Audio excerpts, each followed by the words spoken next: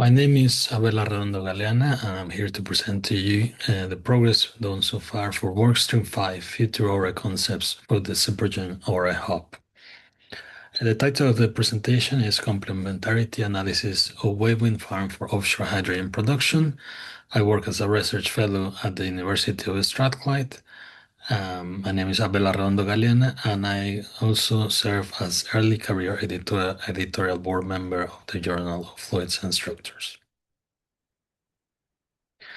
The outline of this presentation is briefly divided as follows. We talk about a little bit about the introduction of hybridization versus collocation for wave wind concepts.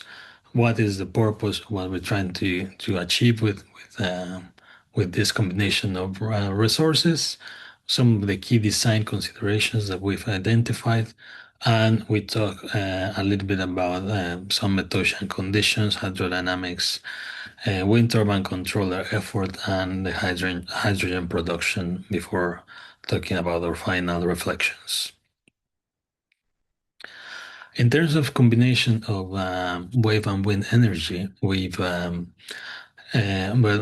there's two options. You can have a fully hybrid system as the one depicted on the figure on the top, in which in there we design a fully hybrid platform that consisted of very large pontoons interconnected by hinges, serving as a foundation for a wind turbine. And you could extract wave energy in these hinges as well. So you had a fully hybrid system to extract wave and wind energy. The alternative option is to combine existing technology, wind technology and wave technology in this case. And the picture on the bottom shows you the collocated wind farm with a 5 MW wind turbine mounted on a semi-submersible platform with three pontoons and being fenced by an array of wacks in front of the platform. In this case, five single buoy type of wacks.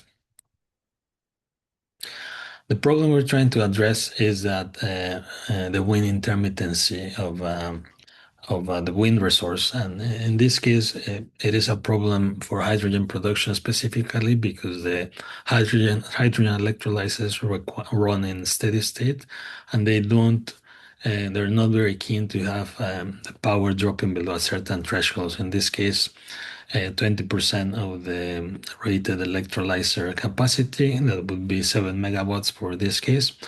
And what you can see here is the power time series production of a 7 MW wind turbine, a simulation. Well, you see how you have the wind speed in red and the power generated in black. And you have periods of time where this power drops below a threshold of 1.4 MW in this case. And this is the problem with electrolyzers that cannot continue operation if power drops below this threshold. So we're trying to see whether we can complement this with wave energy.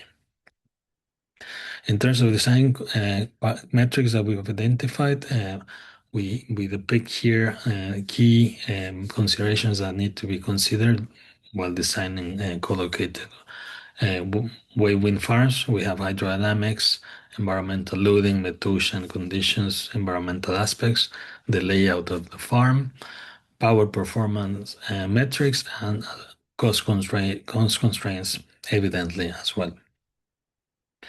In this case, in different studies, we've studied locations with different characteristics, locations situated in the Atlantic coast of Europe that are swell dominated versus locations that are more in the North Sea with high correlation between wind and wave. And what we found is that, wave power density follows this bathtub curve, which you have higher power density in the winter months, dropping a little bit towards the summer months. And the fact that you have low correlation between wind and wave in the Atlantic is beneficial for patching these periods of power when the power drops. And so in this study, we're considering specifically the north West Atlantic coast of Portugal, which is depicted on the figure on the right on the map. And in terms of system performance, we have here some results. On the left, you have the array of WECs. In this case, we're depicting 10 to highlight the hydrodynamic interference. And we're measuring the wave height upstream and downstream of the WEC fence. And depending on the wave condition, the wave period, with making the period dimensionless, and we use a wave height of 1 meters as an example, we can see the properties of the wave suppression height in the figure in the middle, where we're plotting the transmission coefficient versus the dimensionless wave period of the WEC fence. In the black curve shows only one WEC versus the red curve, which shows this 10 WECs fence. We're not using PTO because this is for extreme conditions, so we're just letting the buoy freely oscillate. And we can see, well, that for a certain for very long periods, there's no wave suppression height.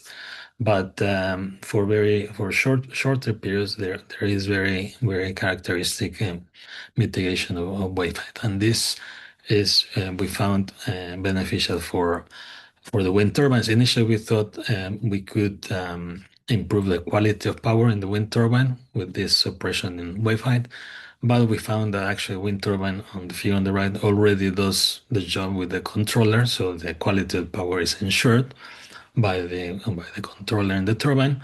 However, because the blades need to pitch much less because the turbine is moving less due to this wave height suppression, because of the WECs, the level of effort of the controller is substantially decreased with the presence of the WEC fence. So this is a positive finding in terms of performance of the system.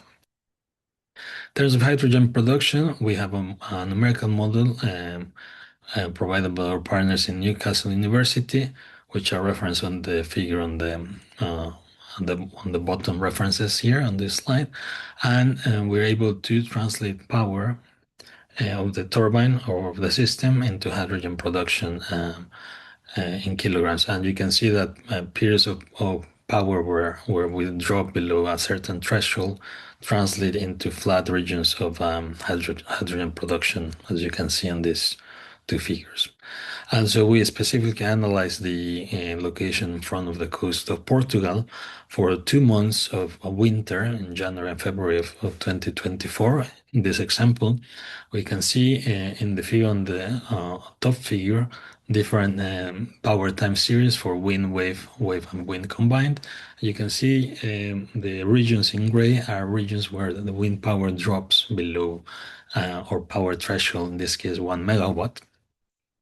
And the regions in green are the regions where wave power complements, and these periods where wind power is absent, but actually wave power is present. So we're able to patch these regions of low wind energy.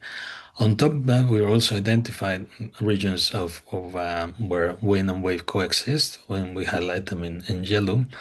And so the combination of these two effects translates into a much higher production rate of hydrogen production, as you can see on the figure on the bottom, where you see in black the cumulative hydrogen production due to wind only, versus in blue the cumulative hydrogen production due to a combination of wave and wind energy. Finally, well, in soil-dominated regions, wave energy can significantly enhance hydrogen production.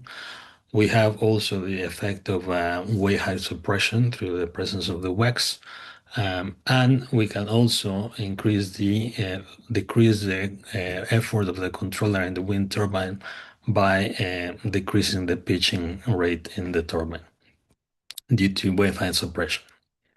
Well, that's all from our side, and thanks very much for listening.